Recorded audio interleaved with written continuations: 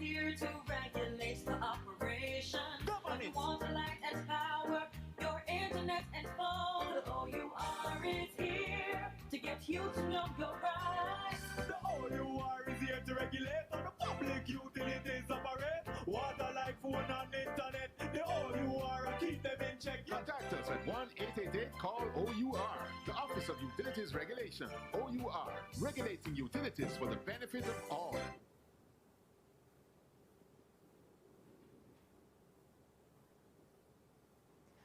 Hello, and thank you so much for joining the Office of Utilities Regulations webinar as we unveil the findings of the OUR's mystery shopping, where we sent in undercover agents to the major utility companies in their customer representative stores, Digicel, Flow, the Jamaica Public Service Company Limited, the National Water Commission, and we also called their call center to find out what kind of service you are getting.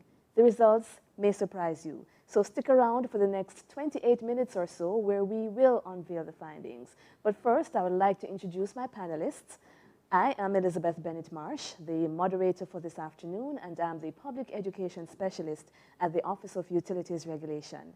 And joining me to my right is the CEO for Market Research Services Limited, which carried out the mystery shopping exercise on behalf of the OUR, Kishka K. O'Connor Anderson. Welcome. Thank you. And beside Kishka K, to her right, is our Director of Consumer and Public Affairs at the OUR, Yvonne Nicholson. Thank you, Welcome. Elizabeth. Thank you. Yvonne, let me start with you before we go into Kishka K, where she's going to tell us some interesting findings. Why or what is mystery shopping? Let me start with that. Okay, thank you, Elizabeth. Now, mystery shopping is a research tool that companies use to gauge the quality of customer service experience, products, and services. Through the research, secret shoppers go visit retail outlets, and they have a list of specific questions and list of things to observe. When they have collated the data, they come back to companies such as the OUR or organizations such as the OUR and detail the findings to us. Mm-hmm. So when you hear about mystery shopping, some people will think about maybe you're going to supermarkets and so on. Why does the OUR conduct mystery shopping? That's a very good question, Elizabeth. Happy to answer it. The OUR is the utility regulator, and as such, part of our mandate is to set standards.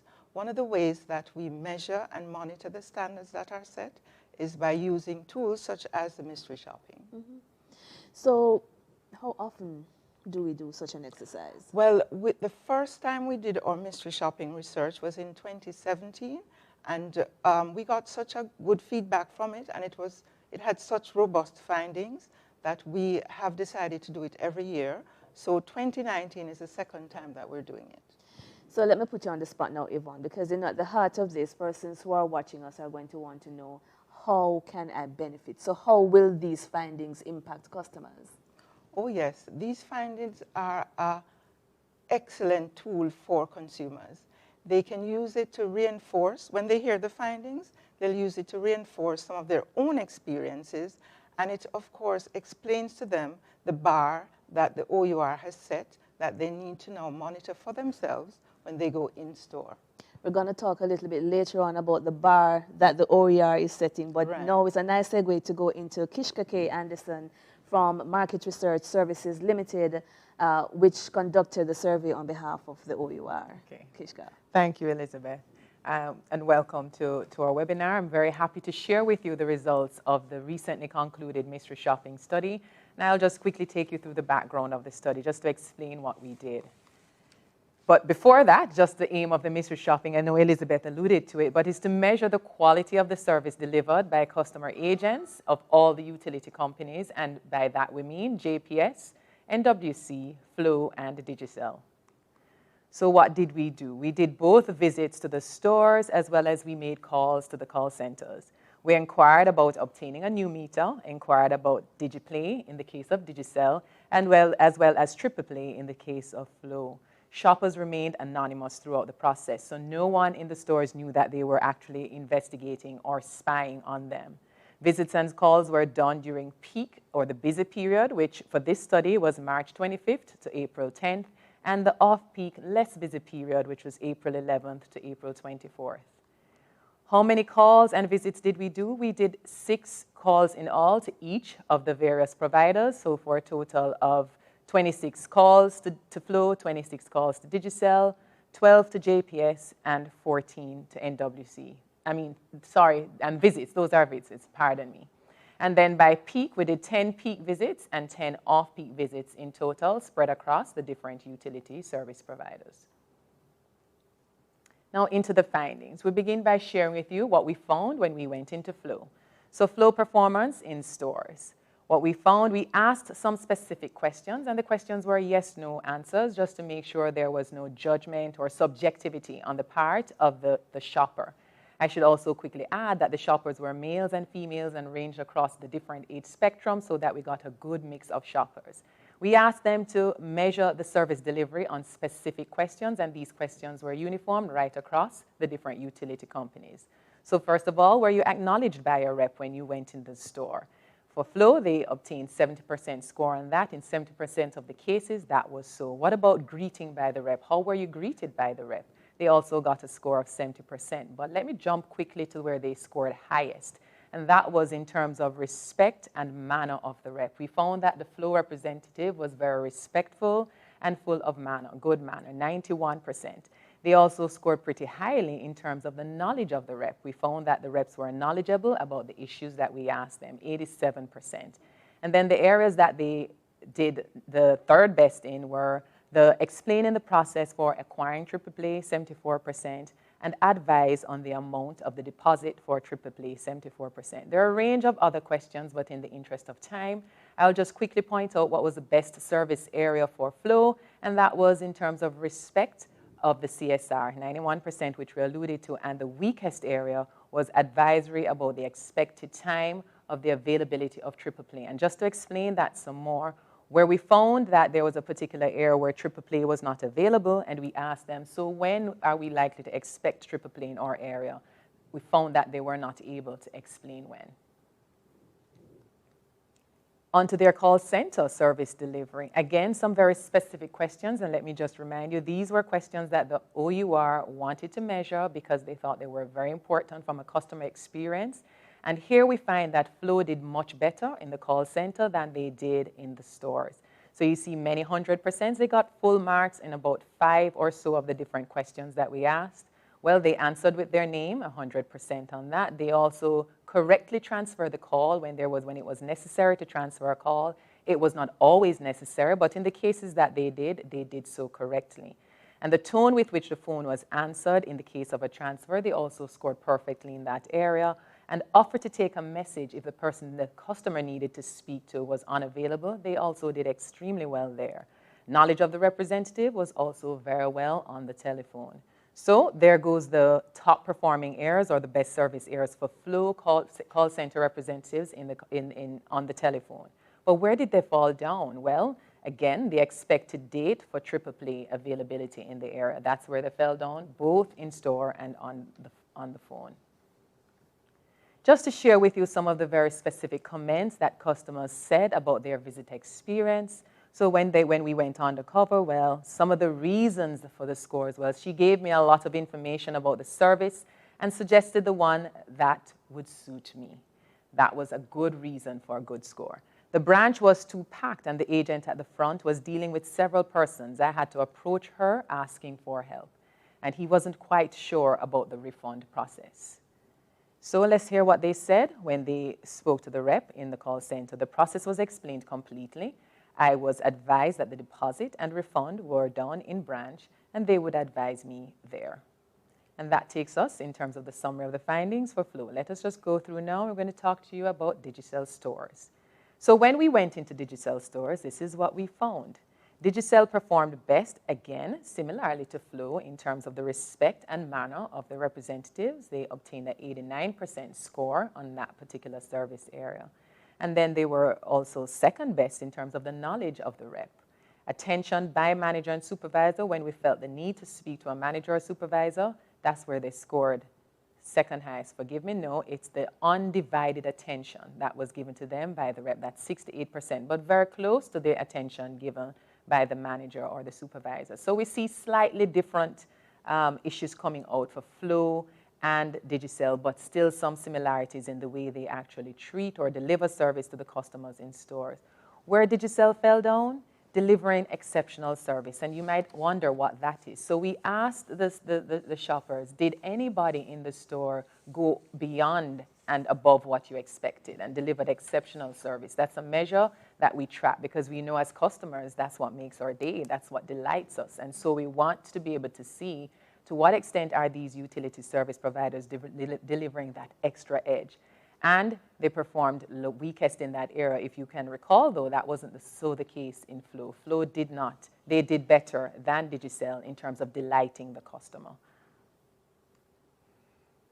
What about their performance in the call center? Well, again, similar to Flow, we found that there are many areas that they scored 100% in, and I'll just quickly go to those. Answering the phone with the name, 100%. The tone with which the phone was answered, also full marks there. Courtesy throughout the conversation, they're very courteous. Tone by other staff when we needed to rely on a transfer, that was also awesome. And advised about placing on hold. If we were required to be placed on hold, they never failed to advise that we would be put on hold. And where did they fall down in the call center is offering to take a message when the person we needed to talk with was unavailable. So what were the things that customers said about their visit experience? Well, he was unable to give me information about DigiPlay, apart from about the technology which fosters its operation. So they didn't feel that the representative was knowledgeable enough to give them all the information they needed about DigiPlay. And then there were no seats, only a television. Even though she was dealing with another customer, she took the time to talk with me. What customers said about their call center experience? Well, she knew nothing about DigiPlay, instead referred me to call customer service. I was directed to a call center customer care, call customer care because they do not offer DigiPlay services from this location. I was advised that only phones and credit were sold at this location. So this poor customer went in hoping to get information about DigiPlay, but fell flat-footed because this person had no information. Instead, referred her to the call center, to customer care in-store, my apologies. When I sought to get assistance for top-up, this specifically was top-up, I was told to call customer care. So she was constantly, or he was constantly put off by the agent. So now we move on to Jamaica Public Service Limited. So how did JPS do in stores? Well, we see more hundreds popping up here, unlike we found with the telecoms companies. JPS was particularly outstanding in the undivided attention given to customers, respect and manner displayed by the representative, the knowledge of the representative, and the attention given by the manager or supervisor where we had to access them. And where did they fall down? Acknowledgement of the representative on entry. This is something that we measure. So when you enter the store, were you acknowledged by a customer representative? And the answer, only 33% of the cases we found that happening. What about JPS's call center? Well, very well as well. We find that all the call centers so far are doing really, really well on many of the measures that we investigated. So tone with which the phone was answered, they obtained full marks. What about correct transfer of call where this was necessary? Again, full marks.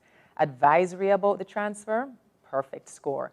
Tone in answering the phone, perfect. Offering to take a message, another perfect score. And knowledge of the representative, full marks, 100%. And where did the call center representatives fall down? Well, they fell down in terms of identifying their name and of the other staff. Now, let me explain this some more. When they were required to make a transfer to another staff, they are expected to advise you, the customer, who they will be transferring you to so that it doesn't seem, so you're not lost when you make that transfer. We found that they fell down on many occasions in doing that. So what were some of the verbatim comments that were received to explain some of these scores? Well, I had to stand in line due to the high volume of people. Who wants to stand in a line? And we found that happening quite often in the case of JPS. There was no floating representative on the floor. The security guard was not visible, so they didn't feel that they were getting the attention that they expected going into JPS. And what about their telephone experience when they called the call center? Well, I had to call many numbers before someone would answer. This was not appreciated, but especially because it used my credit. The call was answered promptly and all the relevant information supplied, but throughout the call, there were instances that I could not hear clearly what she was saying. And then finally, NWC, National Water Commission, this is what we found when we went undercover. So how did NWC do in stores? They obtained perfect scores in terms of respect and manner of the representative. We see this coming up for many of the different service providers.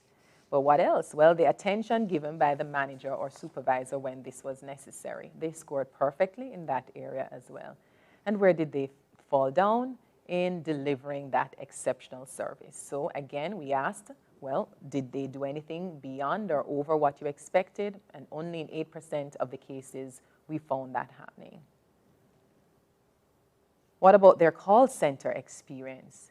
Well, NWC scored perfect scores in 2 areas. Well, was the call transferred correctly when you needed a transfer? And in 100% of the cases, it was. And the tone of answer by that other staff to whom the call was transferred was always perfect or matched what the customer would consider a good tone of voice. And where did they fall down? In 2 specific areas. Identification by name of the other staff. Again, for that transfer call, the customer had no clue who was going to be on the receiving end of that call, and they did not offer to take a message on the occasion when the person who needed to serve the customer was not available. What did the customers have to say about their visit experience at NWC? 3 comments that we wanted to bring to your attention. There was a large number of persons in the bill payment section, counted 37, and another 14 in the other sections. I had to ask the security guard whom I can speak to, after which I spoke to a CSR who just gave me a paper with directions as to applying for a meter. No, I have to wait over 20 minutes before I was called by a representative. The security guard was the one who greeted me and advised me to take a number. So what about their experience on the telephone? Well, they said I had to call many numbers again before someone would answer. The telephone rang without an answer on the first attempt. I had to hang up and try a second time. And who wants to do that? It's taking up the credit. So that customer was very dissatisfied. So how do these scores? So as Mrs. Nicholson explained earlier, this is something that the OUR has decided to do on a continuous basis because it is a good indicator as to how the customer service representatives are serving you both in stores and on the line, on the telephone. We wanted to see, well, how did the utility companies do in 2019 versus 2018 when we first did the study? And what we found is that all service providers fell down in customer service between 2018 and 2019. However, JPS maintains its top performer status. In 2018, they were top performer with an 81% score. In 2019, this dropped, but still maintained their top performer status with 72%. Digicel maintains its weakest performer status. Digicel was weakest in 2018 with an overall average score of 67%, and it's even lower in 2019 to 48%. So what does all of this mean? How do we conclude, and what do we recommend? Well, customer service performance scores for all providers are heading in the wrong direction, downwards rather than upwards. Utilities customer service agents perform better on the telephone than they actually do in store. Over the next year, telecom service providers need to pay closest attention to the knowledge and training of staff regarding both triple play and digiplay, the weakest performing areas right across for telecoms. But in the case of JPS and NWC, greatest attention needs to be given to the time frame within which customers are acknowledged and or attended to on arrival to the store. Ladies and gentlemen, I think that takes us to the end of the presentation. Thank you for your time. Thank you so much, Kishka. I want to go right back into the last figures that you gave us, comparing the 2018 figures to the latest figures that we have. What do you think accounted for that, Kishka? Okay, so the decline in... Yes, the decline in, because all the utilities showed a decline. Right. Which from our end is worrying. And I know the customers who are also viewing it would be worried as well about this. What do you think? Absolutely. Well, what we saw in the study is that there is a consistent trend in the knowledge base of the staff. There's obvious need for training in the staff, particularly in the case of telecoms when it comes on to Digiplay and Triple Play. What is interesting, however, is that the telecoms, the staff tend to be very respectful, I guess within reason, and they are courteous to customers. But I think when it comes on to the more difficult issues, when they're being asked about specific services, yes, they like the are Play and the unaware. Digiplay. Yes, Absolutely. we saw consistently where they That scored is- low for that in the case of telecoms. Absolutely. So there needs to be some investment there. And in terms of JPS and NWC, I think this definitely has to do with the wait time. Customers are extremely disgruntled when they go in and see very long lines. And then we also saw where the staff seem to succumb to that kind of pressure and may not be at their exceptional best. And so I think those were some of the things that accounted for the decline that we're now seeing. Yvonne, Flow 54%, Digicel 48%. I hope our viewers are able to see this on the screen. JPS 72% and NWC 61%. What does the OUR consider to be an acceptable level of performance in terms of customer service, if we were to put a figure on it? Well, we think that 70% would be a good performance measure, because if out of 10 persons who walked in a store, 7 were satisfied, we think that this would be a good measure. Because that's a clear majority there. It is. And given that if a customer walks into a store, chances are they're disgruntled. Oh, yes. They never go in happily, because we recognize that as well. So 7 out of 10. 7 out of 70%, yes, yes. Have we shared these findings with utility companies? Oh, yes, we have. In fact, they do welcome our objective assessment of their performance, and we invite them every time we do this research. We invite them in, and they send their managers and top-level persons to come and hear the findings, and they do appreciate the feedback. Now, it is for them to go and rectify what is wrong. Definitely. I just want to say to our viewers as well, if you're wondering how you can communicate with us, you can send us a note. If you're watching via YouTube, you can comment there, or via Facebook, we'll get them. Or we have a special WhatsApp number for you. It's 876-316-2647. That's 876-316-2647. Kishka, talk to me about the experience of your agents. You had quite a few agents who went into how many stores? Quite a lot. Yes. And made quite a lot of calls. How did they find the experience? Okay, well, it's actually quite a trip for them, because they know they're going in and they're really investigating these utility companies, but they have to remain anonymous. Oh, so the truth be told is they act the role of a customer. So when they're surprised, they behave surprised. So we make sure we explain to them, you can't stage this, because you're not supposed to let anybody know that you're there investigating it. Exactly. They're just customers. They're customers. Yes. So their experience is no different from you, the customer, what they experience. Remembering, though, one of the things that we do, we have to be very smart about how they capture the information. It has to be in real time. So we make sure we use technology to help them to capture the information, to answer those questions, yes, no. I think that's perhaps the most challenging part, trying to manage, make sure they manage that tool, while at the same time being an average customer. Yvonne, I have a question coming in, but I think you partially answered it before, but I'll still throw it out. A question coming in via our WhatsApp message. And again, the number is 316, that's 876-316-2647.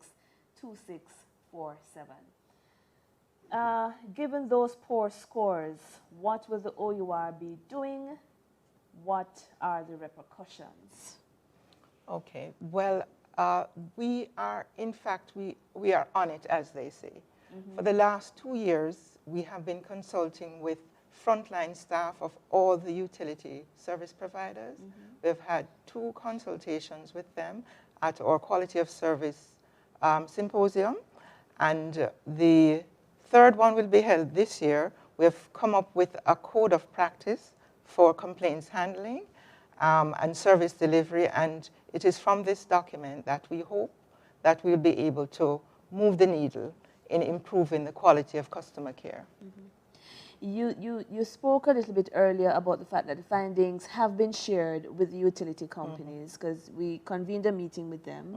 Their executives, their customer service managers, etc., showed up, and they participated in terms of asking questions about the findings, etc. We had Don Anderson also from Market Research Services Limited there as well, who was fielding some of the questions. Will we be making the findings public? Will we be making it accessible to the public? Absolutely, because we do work in the best interest of the customers. So we will be making the findings public and encouraging all utility customers to use the information to reinforce their own experience, and feel free to share the information with us, because it will help to enhance what we're doing in-house. I have another question coming in, and this person kind of beat me to the question I was going to ask you next. When will the OUR start testing online chat services and social media listening engagements for telecoms and utility companies? Okay, so they're actually reading our minds. In the next mystery shopping exercise that we do, we will be meeting customers where they are, online, in live chat rooms. That's where we'll be focusing for our next mystery shopping. And when will be our next mystery shopping? Let me put you on the spot. We will be, since we did one this year, the next one will be the first quarter of 2020. The first quarter of 2020. And then we'll be introducing, so we'll be going on the social media platforms. On the social media platform. And the chats, because we do recognize that increasingly a number of the utility companies are having the chat. That's something that MRSL can do. Absolutely, and looking forward and excited to tracking that feedback and getting it in real time, how the customers are talking and evaluating the utility companies. That's the space, that's where they talk and share their emotions and their best experiences, so absolutely. There was one thing that stood out for me, because I don't think we put a lot of emphasis on it, not the OUR per se, but maybe the utilities, because we're seeing consistently where the identification of the staff by name is very important. And when you're transferring, who are you transferring me to? That is very, very important. It's something that we saw coming down. In fact, I think NWC scored 0 on both, which I found a bit concerning, because sometimes your call can get disconnected. You don't know who you're going to be calling back, who you were speaking with. You actually have to start it from scratch. The good thing is that there are toll-free numbers, but even toll-free numbers, you still have to pay what we call an airtime charge when persons call using their mobile phones. So the toll-free numbers, persons still incur a charge when they call from the mobile phones. So as Yvonne said, we are going to be making the findings public on all our social media platforms. We'll be on Facebook, Twitter, LinkedIn, and Instagram, I think. And we'll be posting it on our website at our.org.jm, because we want you to be aware of the findings and what it means for you, the customers. I think I have another question coming in. Gordon is indicating to me, but I'm not seeing it coming in as yet. So, okay.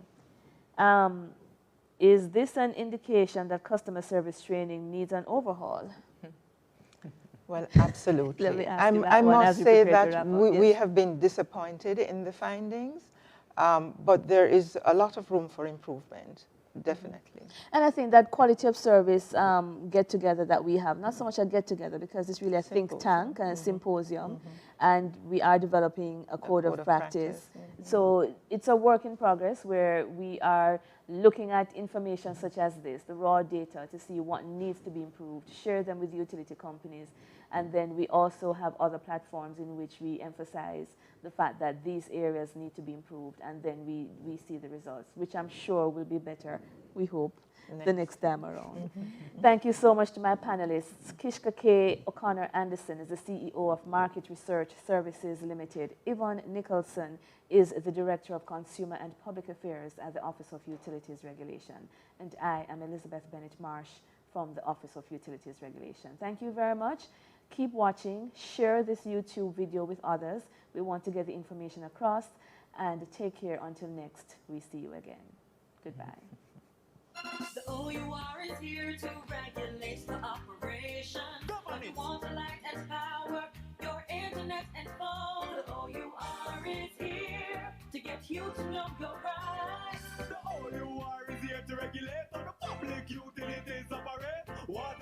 phone and internet. The OUR keep them in check. Contact us at 1-888-CALL-OUR, the Office of Utilities Regulation. OUR, regulating utilities for the benefit of all.